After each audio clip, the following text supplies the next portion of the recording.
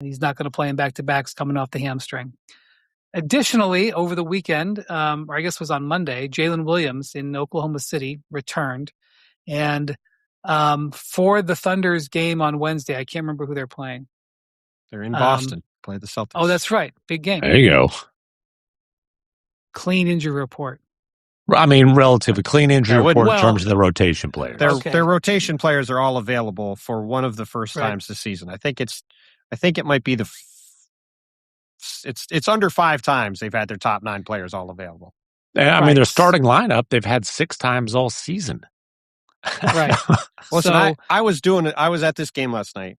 I wrote a story about Jalen Williams coming back, which I'll get to the overall number about it in a second. But McMahon indicated something to me while I was getting ready for to write the story that I wanted to just highlight. So McMahon, to set this up, how many times did the Thunder's starting 5 that started last night, which is Shai Gilgeous-Alexander, Lou Dort, Jalen Williams, Isaiah Hartenstein, and Chet Holmgren? How many times did they play together last season? I believe it was 14. It was 14 times. Plus the playoffs. Last year, but 14 times in the regular season. I'm just talking about the regular season. Mm-hmm. So last season, the Oklahoma City Thunder had their preferred starting lineup start 14 times. They went 68-14. This year, they've had their preferred starting lineup. They're like, if everybody's healthy, here's who they're starting. Play 6 times all season. Their combined record over those 2 seasons together, when you add it up, is 125-29. And that's with having massive health issues both seasons. Yeah, and last year, Chet missed over half the season. This year, Jalen Williams missed over half the season. These are max players. They have had several key rotation players out for stretches of time of both last season and this season. And they've won over 80% of their games. It's just it's unbelievable. And I do think speaks to the fact that going into the playoffs, we just got done talking about Victor. Victor's amazing. The Spurs have had an unbelievable season. The Thunder are playing Boston. Jason Tatum's back. We're going to talk about him. They're having a great season. There's all these interesting teams atop the East. We'll see what happens with the Lakers and their late surge. We'll see what happens with Denver and Nikola Jokic. We'll see what happens with Anthony Edwards and the Wolves. The Oklahoma City Thunder, if they are healthy in the playoffs, should be the gigantic favorites to win the title again. And it's going to be a huge disappointment if they don't. Because this team is the deepest team in the league. I think they have the best player in the league. And again, they have won 80% of their games the last 2 years with all these injuries. So we haven't had a repeat title team in 8 years. And that streak should end this spring. And if it doesn't, the Thunder will have given it away in some form or fashion. I agree with everything until you said they will give it away because, listen, the Nuggets, who are also healthy, damn near took it from them last year. It went to 7, and 7, Aaron Gordon was playing on a hamstring that I can't believe he played on. It was a blowout in Game 7, but still, they pushed him to 7 games. Mm-hmm. And listen, man, I know the Spurs don't have a single second of playoff experience as a group. But as Victor Wembanyama said, San Antonio dominated that season series, and Wemby is a problem that I don't care who it is, Oklahoma City, Denver, Lakers, Wemby is a problem that's going to be hard to solve in a 7-game series. That's fair. I will just quickly put out 2 things before Brian jumps in. I thought it was really interesting last night hearing Jalen Williams talk after the game. Mm-hmm. And he got asked about what's the difference between this year and last year for them. And he talked about their experience. And he said, I thought it was always kind of silly in the past when people talked about you feel different after you won. But I can tell you this year, after we won, we're a lot more confident. And it's really a real thing. And we feel it's a much different feeling having gone through it. And the other thing I'll say is he, and you've chronicled this all year, McMahon, he was adamant his wrist is 100% and is totally back to normal. And he's totally healthy. And, you know, somebody a few weeks ago compared this year's Thunder team to last year's Pacers team, which had sort of a similar path through the season where they had all these injuries and they never had anybody healthy until right about now. And they got in the playoffs and they were fully healthy when it mattered and they took off. And I just think if this Thunder team is fully healthy, they should beat everybody. And if they don't, yes, you're right. Victor's incredible. Like something like that might happen. But I think we'll look back on them losing, if they're healthy, as them giving games away rather than somebody taking it from them based off, to me, the talent advantage they should have on everybody else.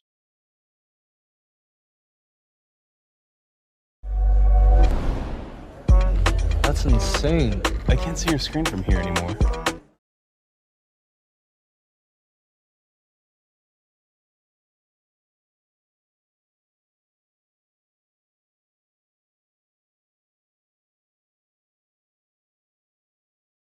The wrist thing's a big deal because he missed the first 19 games. We all remember he put off the surgery until after the playoffs. He missed the first 19 games, and then he shot it really poorly because he still didn't have full range of motion coming back off of that. And when he came back, it was just before the All-Star break. I covered the game here in L.A. when he came back, and he said that night, he was like, my wrist feels much better just because I was able to do things with it, not playing games, recovering from this hamstring injury that just helped a lot. And then the next game in Phoenix, he made his first 11 shots from the floor. Had 28 points in 20 minutes. 28 points in 20 minutes, and then he hurt his hamstring and missed another 6 weeks. Right. And so I'm not surprised to hear him say that the wrist feels as good as it has. And, you know, if he's shooting the ball well and he's back to being that big time number 2 offensive option, that's huge. And don't tell him, I don't want to hear how good the Thunder's record is without Jalen Williams, as if that's some kind of knock against him. If you watched the playoffs last year, I don't need to sit here and tell you how important he is to their hopes of winning the championship.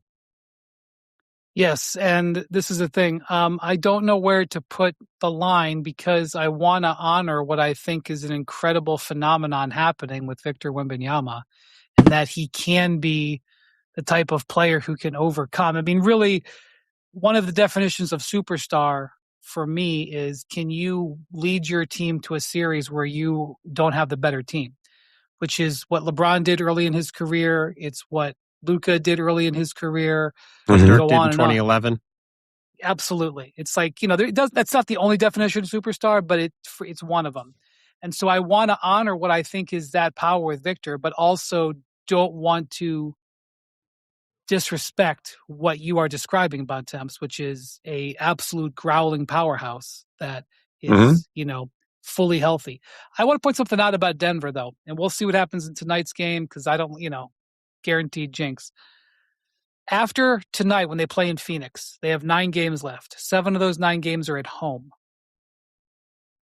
Fully healthy. Also, they finished the season playing Oklahoma City and San Antonio, I think in that order, the last 2 games of the season. Yeah. It's possible that those games will not matter, that the first and second seed will be established. It's possible that they will matter. We just don't know yet.